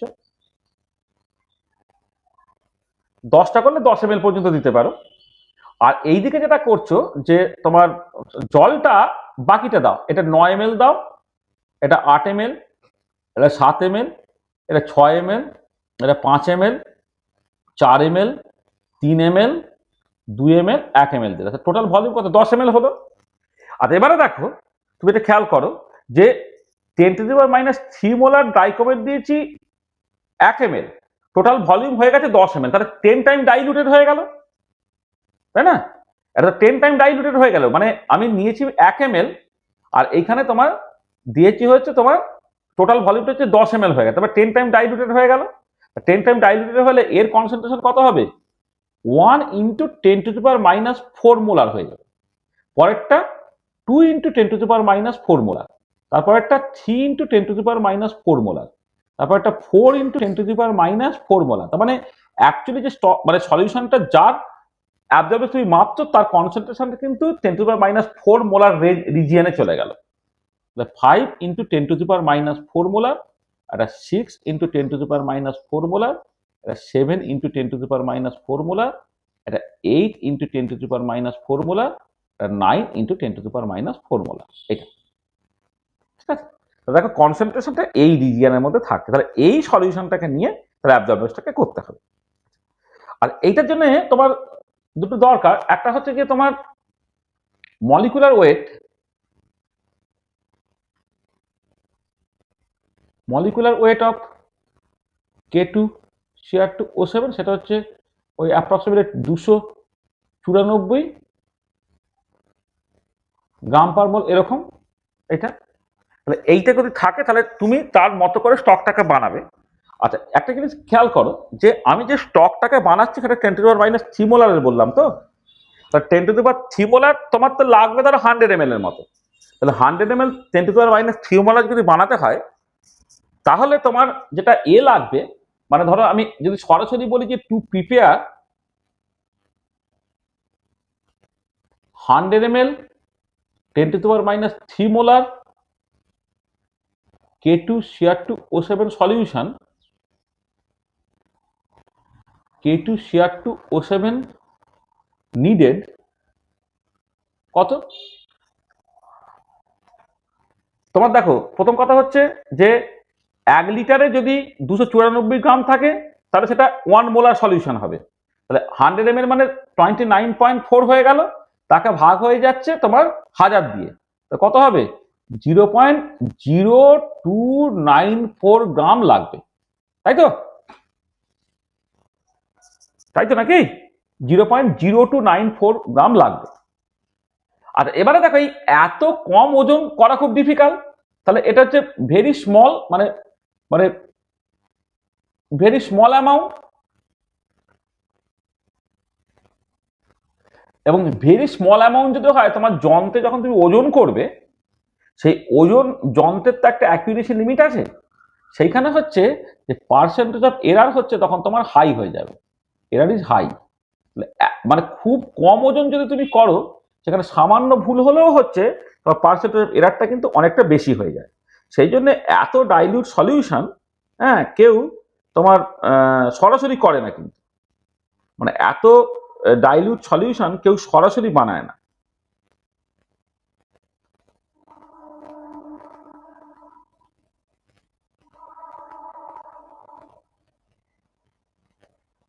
ঠিক আছে, এটা কেউ সরাসরি বানায় না, এটা মাথায় রাখবে। সেখানে কি করা হয়, তাহলে এখানে স্টেপ বাই স্টেপ করতে হয়। তাহলে প্রথমে এটা এটা এটা এটা হচ্ছে এরারটা খুব হাই হয়ে যাবে, লোকে এইরকম করে বানাবে, তাহলে কি করে বানাবে? Step by step. তাহলে স্টেপ 1 এটা করতে হবে, প্রিপেয়ার 100 ml n/10 বা m/10 ধরো, m/10 K2 Cr2 O7 solution. এখানে অ্যামাউন্ট নিডেড যেটা, এটা কত 2.94 গ্রাম। এটা ওজন করা খুব সহজ। তারপরে তোমাকে স্টেপ 2 তে কি করতে হবে,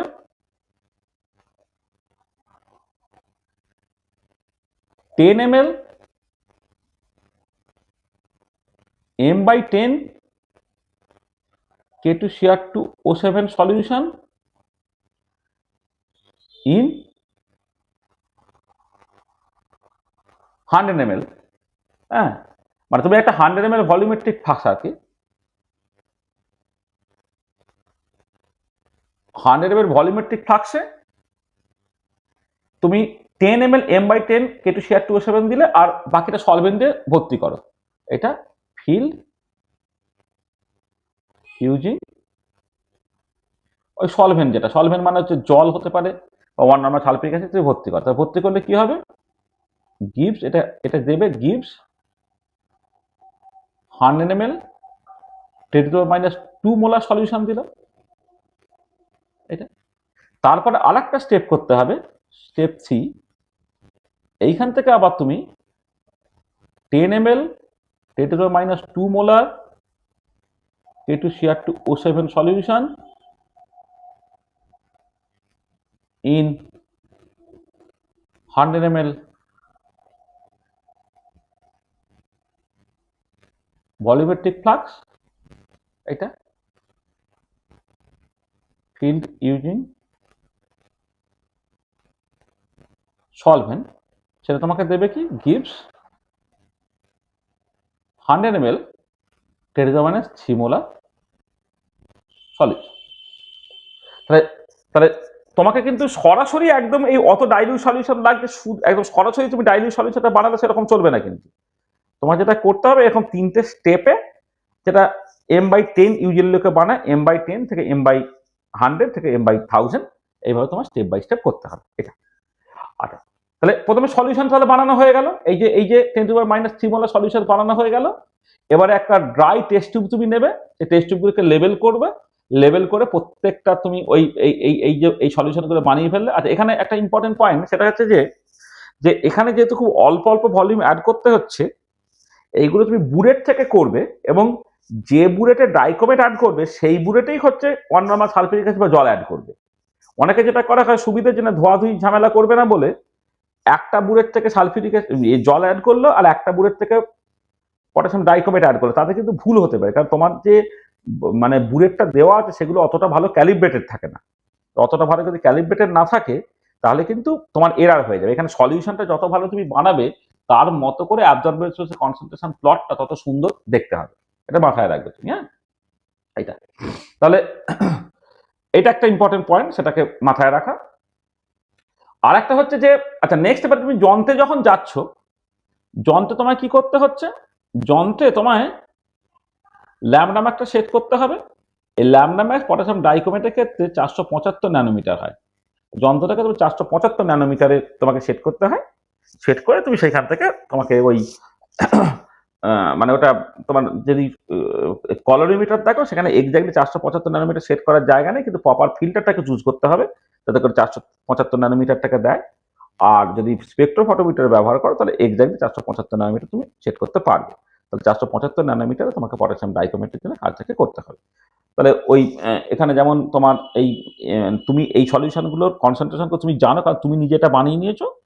আর তোমাকে এক্সামিনার বা পরীক্ষার হলে তোমাকে কিন্তু আরেকজন মানে তোমাকে একটা সলিউশন দেবে আর কি। মানে ধরো মানে মানে যিনি এক্সামিনার আছেন, মানে স্যার যিনি আছেন আর কি, তিনি তোমাকে ওই পটাশিয়াম ডাইকোমেটেরই একটা কনসেন্ট্রেশন তুমি জানো না আর সেরকম একটা সলিউশন তোমাকে সাপ্লাই করবে। সাপ্লাই করলে যেমন এই সলিউশনগুলো তুমি কনসেন্ট্রেশন, এই সলিউশনগুলো তুমি অ্যাবজর্বেন্স মাপছো, তেমন যার কনসেন্ট্রেশন জানা নাই তার জন্য তোমাকে অ্যাবজর্বেন্সটাকে মেপে নিতে হবে। মেপে নিয়ে তারপরে অ্যাবজর্বেন্সের কনসেন্ট্রেশন প্লট থেকে তুমি just straight line passing to the origin পেলে, তারপরে তার স্লোপ থেকে মোলার এক্সটেনশন কোএফিসিয়েন্ট বের করে ফেলতে পারলে, এবং তোমার এ থেকে ওই ক্যালিব্রেশন কার্ভ থেকে তুমি আননোন কনসেন্ট্রেশনটা বের করে ফেলতে পারলে, যেটা বলেছি সেই অনুযায়ী। আচ্ছা আচ্ছা, পটাশিয়াম পারম্যাঙ্গানেটের ক্ষেত্রে গল্পটা একই রকমের। KMnO4 ক্ষেত্রে ব্যাপারটা একই রকমের, কিন্তু KMnO4 না আরো বেশি ডিপ হয় কালারটা। মানে পটাশিয়াম ডাইক্রোমেট দেখবে অনেক হালকা কালার, হ্যাঁ, কিন্তু পটাশিয়াম পারম্যাঙ্গানেটের কালারটা আরো একটু ডিপ ভায়োলেট হয়। সেই জন্য এক্ষেত্রে তুমি যে এই স্টক সলিউশন যেটা তুমি স্টার্ট করবে, স্টক সলিউশনটা হচ্ছে আর এক 10⁴ মোলার নেবে তুমি, মানে আরো 10 টাইমস মোর ডাইলিউটেড নেবে, 10 টাইমস মোর ডাইলিউটেড নেবে, ঠিক আছে। নিয়ে তারপর ওই একই রকমের সেটটা তুমি বানাচ্ছ, 10⁻⁴ মোলার স্টক সলিউশন হলো। সেখানে তোমার স্টার্টিং যেটা, স্টার্টিং উইথ 10⁻² মোলার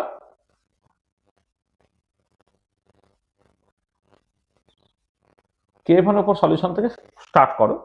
দেখবে এমনি, দেখো পটাশিয়াম ডাইক্রোমেট হচ্ছে primary standard, potassium permanganate secondary standard. সেখানে পটাশিয়াম পারম্যাঙ্গানেটের স্ট্রেন্থটা তোমাকে কিন্তু টাইটেট করে প্রপারলি অক্সালিক অ্যাসিড দিয়ে টাইটেট করে প্রপারলি তোমাকে বের করতে হয়, হ্যাঁ, অক্সালিক অ্যাসিডটা হবে সামান্য গরম করতে হবে, অ্যাসিড মিডিয়ামে টাইটেট করে বের করতে হয়। কিন্তু এই ল্যাম্বার্ট-বেয়ারলার ভেরিফিকেশনে না, দেখবে তোমাকে আইদার তোমাকে ওই একটা সার্টেন স্ট্রেন্থে 10⁻² molar KMnO4 solution either supply করে দেয়। আর নর্মাল ল্যাবরেটরিতে প্র্যাকটিসের জন্য যদি তুমি করো, ইনঅর্গানিক সব প্র্যাকটিক্যাল করে, সেখানে তোমার একটা N/10 পারম্যাঙ্গানেট লাগে। আর N/10 মানেই হচ্ছে তোমার M/50, কারণ পটাশিয়াম পারম্যাঙ্গানেটে জানো তো যে ইকুইভ্যালেন্ট ওয়েট হচ্ছে মলিকুলার ওয়েট ডিভাইডেড বাই 5 হয়, হ্যাঁ। সেই জন্য তোমাকে একটা দেখবে N/10 পটাশিয়াম পারম্যাঙ্গানেট তোমাকে সাপ্লাই করে দিচ্ছে, সেটা মানে হচ্ছে M/50। M/50 থেকে তুমি 10⁻⁻2 অর্থাৎ M/100 তুমি বানিয়ে দিলে। তার মধ্যে কথা, তোমাকে যখন এটা বানাতে হবে, এখানে যেমন 10, এখানে M/10 থেকে শুরু করলে, এখানে শুরু করবে হচ্ছে M/100 থেকে। তাহলে এইখান থেকে তুমি তারপরে চলে গেলে 10⁻³ মোলারে, তারপর আরো 10 টাইম ডাইলিউট করে 10⁻⁴ মোলারে চলে যাও। এটা হচ্ছে স্টকস। এই স্টকটা থেকে তোমাকে ওই একই লজিকে prepare set of solutions of concentration, এখন 1 × 10⁻⁵ হবে, 2 × 10⁻⁵, 3 × 10⁻⁵, এইভাবে করতে করতে করতে করতে তোমার 9 × 10⁻⁵। মানে আগেরটা যেমন আলটিমেট সলিউশন 10⁻⁴ এর রেঞ্জে এলো, এখানে কিন্তু আলটিমেট সলিউশন 10⁻⁵ এর রেঞ্জে চলে যাবে, কারণ তুমি আরো 10 টাইম মোর ডাইলিউট করে স্টার্ট করেছো আর এটা। আর এই পার্টিকুলার কেসে তোমার ল্যামডা ম্যাক্সটা 530 ন্যানোমিটার হয়, তাই তো? 530 ন্যানোমিটার, হ্যাঁ। তাহলে এখানে তোমার দুটোই করতে হয়, মানে ল্যাম্বার্ট-বেয়ারলার ভেরিফিকেশনে যেহেতু কাজটা খুব ছোট কাজ, সেই জন্য ওই অ্যাকচুয়ালি পটাশিয়াম পারম্যাঙ্গানেট এবং পটাশিয়াম ডাইক্রোমেট দুজনের জন্যই তোমাকে ল্যাম্বার্ট-বেয়ারলার ভেরিফিকেশন এবং সেই মতো করে কনসেন্ট্রেশন, সেই মতো করে তোমার মোলার এক্সটেনশন কোএফিসিয়েন্ট ইত্যাদি বের করতে হয়। তাহলে একটা কেমন করে করেছে জানলে অন্যটা তুমি একই রকম ভাবে করতে পারবে। তাহলে আমি এই ল্যাম্বার্ট-বেয়ারলার পড়লাম বলে সেই কনটেক্সটে যে দুটো প্র্যাকটিক্যাল তোমাদের করতে হয়, সেই প্র্যাকটিক্যাল ইনস্ট্রাকশনটা এখানে আমি দিয়ে দিলাম, ঠিক আছে? বোঝা গেল?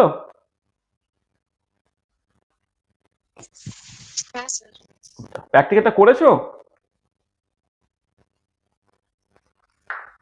এখন কি ল্যাবরেটরিতে প্র্যাকটিক্যালটা হয়েছে না হবে? মানে অন্য কলেজের ছেলেদের কথা বলছি, আমাদের কলেজের যারা, তারা তো জানে কি হয়েছে কি না হয়েছে। MSc-দের হয়েছে, BSc-দের হবে, হ্যাঁ। আর বাকিদের দেখবে এই প্র্যাকটিক্যালটা করতে হবে। চলো নেক্সট আমরা যে জায়গাটা আসছি, আমি বলেছিলাম কি ইন্টেন্সিটি 3টে জিনিসের উপর নির্ভর করে। একটা হচ্ছে কনসেন্ট্রেশন আর পাথ লেন্থ। কনসেন্ট্রেশন বেশি হলে পাথ লেন্থ বেশি হলে ইন্টেন্সিটি বেশি হবে, কনসেন্ট্রেশন কম হলে পাথ লেন্থ কম হলে ইন্টেন্সিটি কম হবে। আর সেকেন্ড যে জিনিসটা দরকার সেটা হচ্ছে যে যখন তুমি রিলেটিভ ইন্টেন্সিটির কথা বলবে, তখন সেটা নির্ভর করে রিলেটিভ পপুলেশনের উপরে। মানে বলা হচ্ছে যে ইন্টেন্সিটিটা নির্ভর করে relative population of the energy level from which transition take place. মানে যে লেভেল থেকে ট্রানজিশনটা ঘটছে তার রিলেটিভ পপুলেশনের উপরে ইন্টেন্সিটিটা নির্ভর করে। মানে বোলম্যান ডিস্ট্রিবিউশন তোমায় বলে দেয় যে বিভিন্ন লেভেলের পপুলেশন আলাদা। ধরো গ্রাউন্ড লেভেলের নাম্বার অফ পার্টিকেল যদি N0, মানে বেসিক্যালি কি হয়, অনেক এনার্জি লেভেলস আছে, সেখানে অনেক মলিকুলস আছে। থার্মাল ইকুইলিব্রিয়ামে বা একটা কোনো একটা পার্টিকুলার টেম্পারেচারে মলিকুলগুলো বিভিন্ন এনার্জি লেভেলে ডিস্ট্রিবিউটেড হয়ে যাচ্ছে। যদি ডিস্ট্রিবিউটেড হয়ে যায়, তাহলে গ্রাউন্ড লেভেলের নাম্বার অফ পার্টিকেল যদি N0 হয় আর ith লেভেলের নাম্বার অফ পার্টিকেল যদি Ni হয়, তাহলে Ni বাই N0 সেটা হচ্ছে GI by G0 into E to the power minus delta epsilon I by KT, যেখানে ডেল্টা এপসাইলন আইটা হচ্ছে ith লেভেলের এনার্জি মাইনাস গ্রাউন্ড লেভেলের এনার্জি, আর G0 GIটা হচ্ছে degeneracy of the ground level and the ith level respectively. এবার non degenerate energy level যদি হয়ে যায়, তাহলে G0 GI সেগুলো 1 হয়ে যাবে, তখন পিআইটা relative population of the ith level with respect to the ground level সেটা হয়ে যাবে E to the power minus delta epsilon I by KT, কারণ ডেল্টা এপসাইলন আইটা হচ্ছে এপসাইলন I মাইনাস এপসাইলন 0। আর এবার নন ডিজেনারেট ক্ষেত্রে তুমি যেটা দেখতে পাবে সেটা হচ্ছে যে লোয়ার লেভেলের পপুলেশনগুলো ইউজুয়ালি, মানে গ্রাউন্ড লেভেলের পপুলেশন সবচেয়ে বেশি, যত তুমি উপর লেভেলে যাবে পপুলেশনটা আস্তে আস্তে আস্তে কমবে। কিন্তু যদি ডিজেনারেসি ফ্যাক্টরটা থেকে যায়, তখন ইভেন এমন হতে পারে যে গ্রাউন্ড লেভেলের পপুলেশনটাই ম্যাক্সিমাম সেরকম নয়, কোনো একটা ইন্টারমিডিয়েট লেভেল পপুলেশন সেটা বেশি হতে পারে। সেটা আমি যখন পরে ধরো ভাইব্রেশনাল স্পেকট্রোস্কোপি দেখবো বা ইলেকট্রনিক স্পেকট্রোস্কোপি দেখবো, দেখবে লোয়ার লেভেলের পপুলেশন সবসময় বেশি, যত উপরে যাবে পপুলেশনটা কুইকলি কমে যাচ্ছে। আবার রোটেশনাল স্পেকট্রোস্কোপি যখন দেখবো, সেক্ষেত্রে ডিজেনারেসি থাকে বলে দেখবে একদম লোয়ার লেভেলের পপুলেশনটার তুলনায় মাঝে একটা লেভেল থাকে যেখানে পপুলেশনটা বেড়ে যায়, মানে পপুলেশনটা প্রথমে বাড়ে, কোয়ান্টাম নাম্বার বাড়ার সাথে সাথে ওটা ম্যাক্সিমামে পৌঁছে, তারপর সেটা কমে। এবারে হচ্ছে যে লেভেল থেকে ট্রানজিশনটা করছে তার রিলেটিভ পপুলেশনের সঙ্গে প্রপোর্শনাল হচ্ছে ইন্টেন্সিটিটা। তাহলে for non degenerate case, ground state is most populated at finite temperature, relative population, এখানে পপুলেশনটা হয়নি, relative population decreases with increasing energy. As temperature increases, relative population of the ground level gradually decreases and that of the excited level gradually increases. When temperature is very high, then all energy levels will be equally populated. এটা statistical mechanics যখন পড়বে তখন দেখবে ভালো করে যে lower লেভেলের পপুলেশনটা হচ্ছে সবচেয়ে বেশি টেম্পারেচার নন ডিজেনারেট কেসে। এবার টেম্পারেচার বাড়ালে হচ্ছে তোমার রিলেটিভ পপুলেশনটা তোমার অবভিয়াসলি ডিক্রিজ করে যখন এনার্জিটা তোমার বাড়ছে, সরি এমনি লোয়ার লেভেলের এনার্জি, লোয়ার লেভেলের রিলেটিভ পপুলেশন বেশি, আপার এনার্জি লেভেলের পপুলেশনটা কম। এবার টেম্পারেচার যদি বাড়ানো হয় তাহলে লোয়ার লেভেলের পপুলেশনটা গ্র্যাজুয়ালি কমতে থাকে, আপার লেভেলের পপুলেশনটা গ্র্যাজুয়ালি বাড়তে থাকে। পরে এমন সিচুয়েশন কখনো হবে না নন ডিজেনারেট কেসে লোয়ারের থেকে আপারটা বেশি পপুলেটেড হয়ে গেল, অ্যাডমোস্ট যখন হতে পারে প্রচন্ড হাই টেম্পারেচার তারা মোরাললেস ইকুয়ালি পপুলেটেড হতে পারে। আর ইন্টেন্সিটিটা সেটা ওই রিলেটিভ পপুলেশনের সঙ্গে প্রপোর্শনাল হয়। সেই জন্য তুমি ধরো এমন হলো যে রেজোনেন্স কন্ডিশনটা স্যাটিসফাইড হয়েছে, অর্থাৎ ধরো আমি N0 থেকে একটা পার্টিকুলার ফ্রিকোয়েন্সি লাইট দিয়ে আমি NI এ পাঠাচ্ছি, আবার N1 থেকেও ধরো NI এ পাঠাচ্ছি, আমি সেই মতো করে লাইট দিয়েছি যাতে করে ফ্রিকোয়েন্সিটা এই NI এবং N0 লেভেলের যে এনার্জি গ্যাপ তার সঙ্গে সমান করে h নিউ দিচ্ছি, NI আর N1 তাদের এনার্জি গ্যাপের সঙ্গে ইকুয়াল করে আমি h নিউ দিচ্ছি। এবারে এই দুজনের ক্ষেত্রে রেজোনেন্স কন্ডিশন স্যাটিসফাইড হলো, কিন্তু দুজনের ক্ষেত্রে ইন্টেন্সিটি একই হবে না। ইউজুয়ালি কি হবে, বাকি ফ্যাক্টরগুলো একই থাকে। তাহলে যদি গ্রাউন্ড লেভেলে পপুলেশনটা বেশি হয়, তাহলে এইখান থেকে যে স্পেকট্রাটা তুমি পেলে সেটা মোর ইন্টেন্স হবে, আর এক্সাইটেড স্টেট যেটা যেখানে রিলেটিভ পপুলেশনটা কম, সেখান থেকে ট্রানজিশনের জন্য যে ইন্টেন্সিটিটা হবে সেটা তোমার দেখবে কম হচ্ছে। তাহলে রিলেটিভ পপুলেশন তার উপরে কিন্তু ইন্টেন্সিটি নির্ভর করে। এটা কিন্তু ভীষণ ইম্পর্টেন্ট। এটা আমরা rotational spectroscopy, vibrational spectroscopy, electronic spectroscopy, Raman স্পেকট্রোস্কোপিতে বারবার করে দেখবো।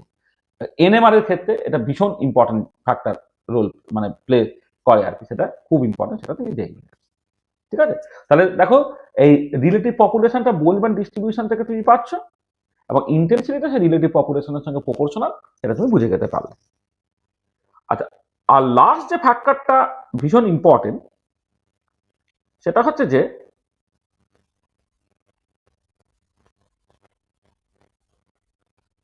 এক মিনিট,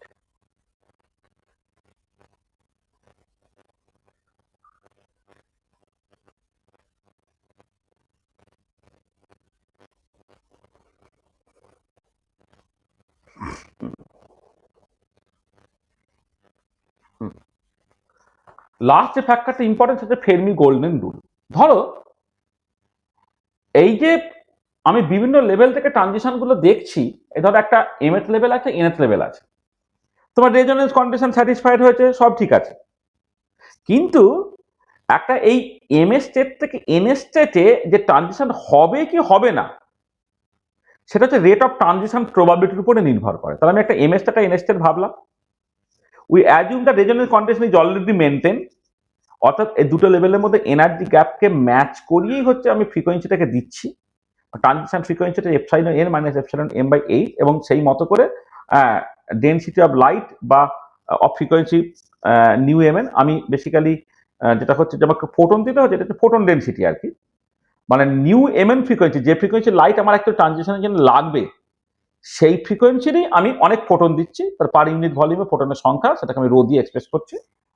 আর এবারে এমএস লেভেল থেকে এনএস লেভেলে যাওয়ার যে সম্ভাবনাটা, সেটা পিওরলি কোয়ান্টাম মেকানিক্যাল তার অরিজিন, সেটা হচ্ছে তাকে বলা হচ্ছে রেট অফ ট্রানজিশন প্রবাবিলিটি, মানে এমএস স্টেট থেকে এনএস স্টেট বা এনএস স্টেট থেকে এমএস স্টেটে ট্রানজিশন হওয়ার যে প্রবাবিলিটি, তারপরে রেট অফ ট্রানজিশন প্রবাবিলিটি, সেটা এই ফর্মুলা দিয়ে ঠিক হয়, dpmn বাই ডিটি, সেটা হচ্ছে 8π³/3h² into psi M mu psi N তার average value modulus square rho nu M N. এটা বলে ফেরমি গোল্ডেন রুল, যেখানে এই dpmn বাই ডিটিটা হলো রেট অফ ট্রানজিশন প্রবাবিলিটি, মানে pmn টা হচ্ছে ট্রানজিশন প্রবাবিলিটি, আর ডিটি করে দিচ্ছে মানে rate of transition probability. Rota হচ্ছে যে রেজোনেন্স কন্ডিশন অ্যাচিভ করছে যে ফ্রিকোয়েন্সিতে, সেই ফ্রিকোয়েন্সির ফোটনের ডেনসিটি, আর এই মাঝের টার্মটা অ্যাকচুয়ালি ক্রুশিয়াল রোলটা প্লে করছে, সাই এম মিউ সাই এন, একে বলে ট্রানজিশন মোমেন্ট ইন্টিগ্রাল, যেখানে মিউটা ইউজুয়ালি হচ্ছে ডাইপোল মোমেন্ট অপারেটর। আচ্ছা, যদি এই ট্রানজিশন মোমেন্ট ইন্টিগ্রালটা সামাও জিরো হয়ে যায়, তাহলে কিন্তু দেখো dpmn বাই ডিটিটা জিরো হয়ে গেল, অর্থাৎ কোনো ট্রানজিশন ঘটবে না। ঠিক আছে, তাহলে দেখো, তাহলে 1 সেকেন্ড ধরো তো।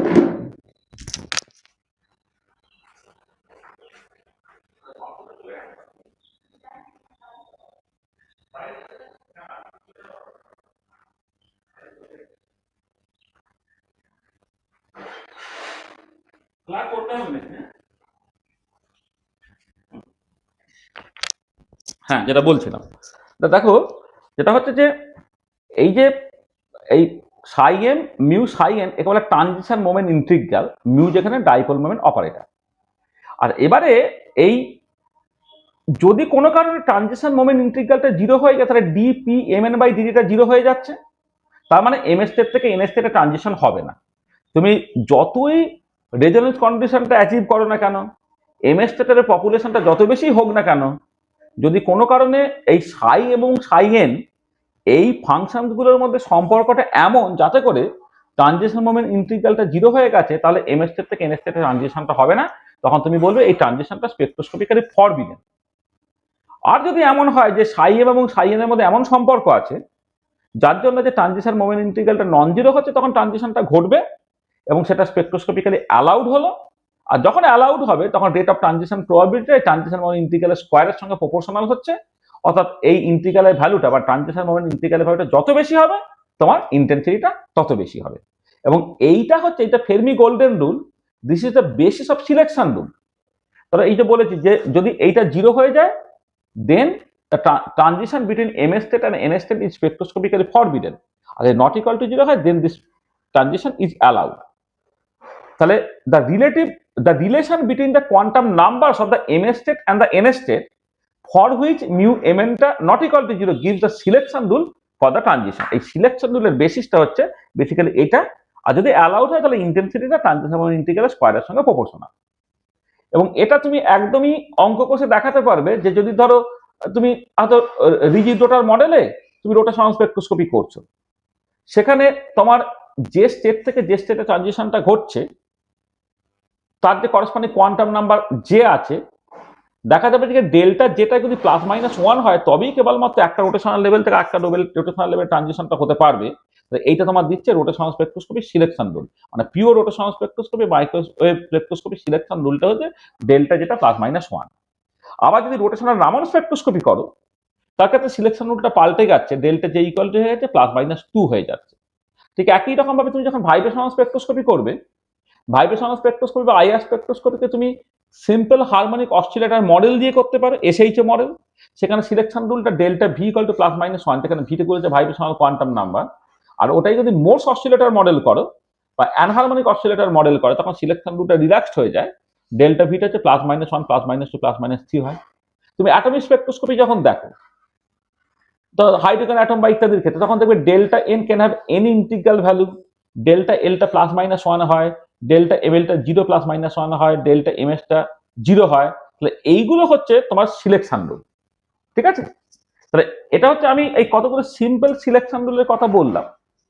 পরে তোমার আরো অনেক ইম্পর্টেন্ট সিলেকশন রুল আছে। ধরো ফর মলিকুল যদি তুমি কনসিডার করো, ফর মলিকুলের জন্য সিলেকশন রুলটা অনেক বেশি কমপ্লিকেটেড, তবে দুটো খুব ইম্পর্টেন্ট ফর মলিকুল। একটা হচ্ছে লাপোর্টে সিলেকশন রুল বলা হয়, লাপোর্টে সিলেকশন রুল। সেটা হচ্ছে কি না, ফর সেন্ট্রোসিমেট্রিক মলিকুল, যদি মলিকুলটা সেন্ট্রোসিমেট্রিক হয়, ফর মলিকুলের যে ইলেকট্রনিক স্পেকট্রোস্কোপি আছে, মানে ফর মলিকুল যদি ইলেকট্রনিক স্পেকট্রোস্কোপি তুমি দেখো,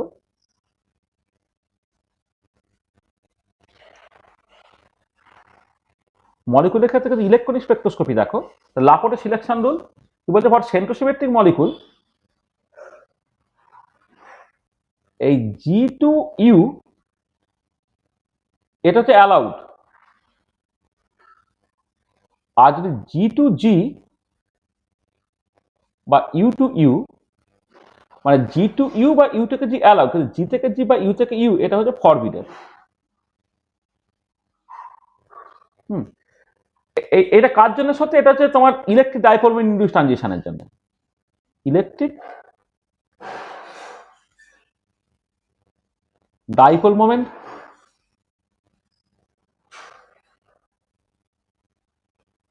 electric dipole moment induced transition হয়, ধরুন ইলেকট্রনিক স্পেকট্রোস্কোপিতে হচ্ছে আর কি, সেখানে হচ্ছে জি থেকে ইউ, মানে মানে মলিকুলার অরবিটাল গুলো জি রেড এবং উনজিরেড হয় না, জি থেকে ইউ হলে অ্যালাউড হবে, কিন্তু জি থেকে জি বা ইউ থেকে ইউ হলে সেটা ফরবিডেন হবে। এটা এক মিনিট, এইটা। আর যদি তোমার যদি পোলারাইজেবিলিটি অ্যালাউড ট্রানজিশন হয়, মানে ইলেকট্রিক ডাইপোল ইনডিউস না হলে, না হয় যদি ইলেকট্রিক্যাল পোলারাইজেবিলিটি ইনডিউসড ট্রানজিশন হয়, ইলেকট্রিক্যাল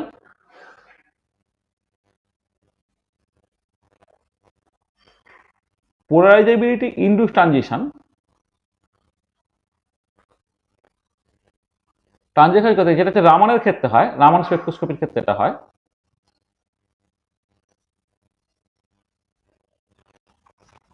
সেক্ষেত্রে তুমি দেখতে পাবে যে জি থেকে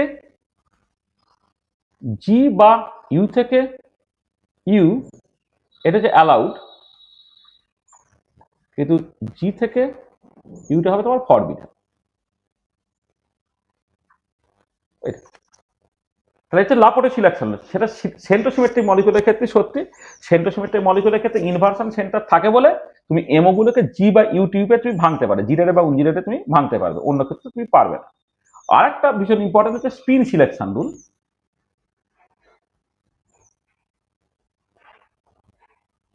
স্পিন সিলেকশন রুল যেটা হচ্ছে ডেল্টা এসটা তোমার 0 হয়, মানে ধরো এই সিংলেট থেকে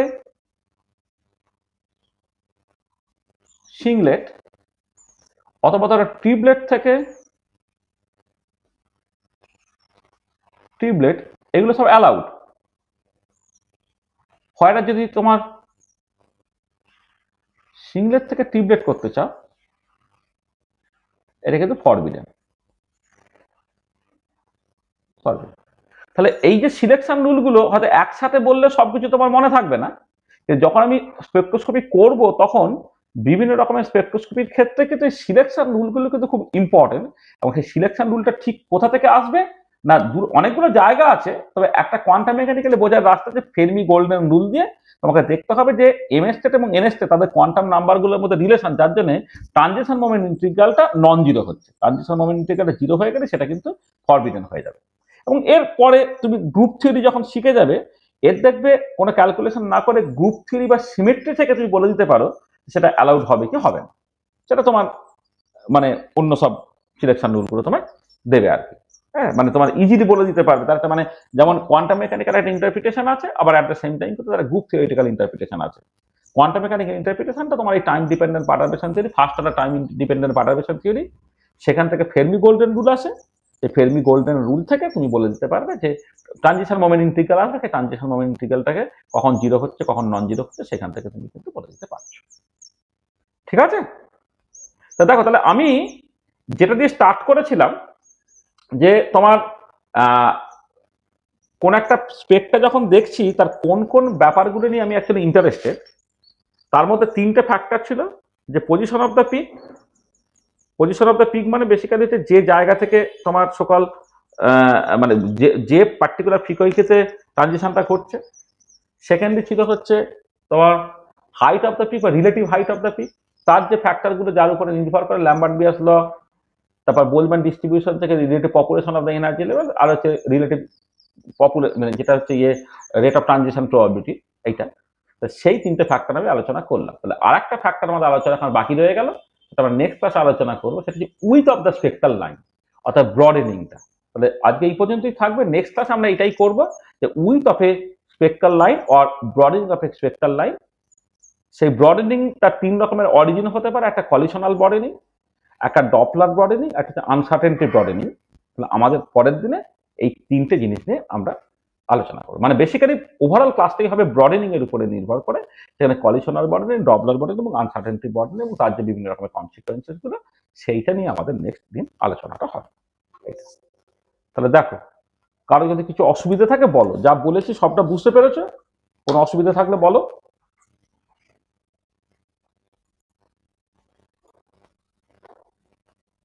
ঠিক আছে? হ্যাঁ স্যার। তাহলে ঠিক আছে, আজকে রাখছি না, যাও তাড়াতাড়ি করে সব স্কুলে টুলে কলেজ টলেজ যাবে, চলে যাও। হ্যাঁ, তাহলে বেরিয়ে গেলাম।